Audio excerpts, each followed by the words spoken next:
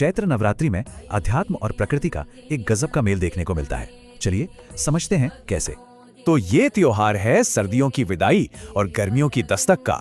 और इसी समय एक नई शुरुआत की ऊर्जा मतलब शक्ति पूरे माहौल में महसूस होती है। ये त्योहार आता है वसंत ऋतु में, जब मौसम बस एकदम परफेक्ट होता है।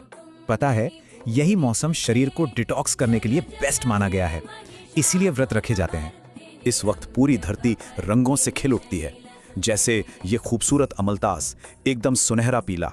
और ये देखिए पलाश का दहकता नारंगी रंग, इसे फ्लेम ऑफ द फॉरेस्ट भी कहते हैं।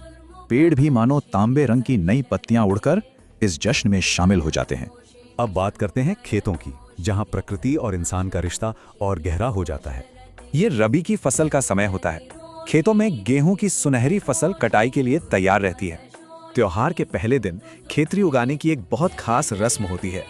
इसमें जौ के बीज बोए जाते हैं और 9वें दिन तक ये जितनी अच्छी उगती हैं, माना जाता है साल उतना ही खुशहाल होगा। ये बदलाव सिर्फ देखने में नहीं, सुनने में भी आता है। पूरा माहौल जैसे जाग उठता है। हवा में एक अलग ही ताजगी होती है। कोयल की कूक सुनाई देती है और हवा में नीम आम की महक घुल जाती है। और माना जाता है कि फूलों की ये भीनी भीनी खुशबू हवा को शुद्ध भी करती है। तो बाहर का ये माहौल हमारे अंदर की दुनिया पर कैसे असर डालता है? कहते हैं कि इस समय माहौल में सत्वगुण बढ़ जाता है, मतलब शुद्ध और पॉजिटिव एनर्जी। बाहर बढ़ती गर्मी और अंदर की दुनिया में तालमेल बिठाने के लिए खान पान भी बदल जाता है।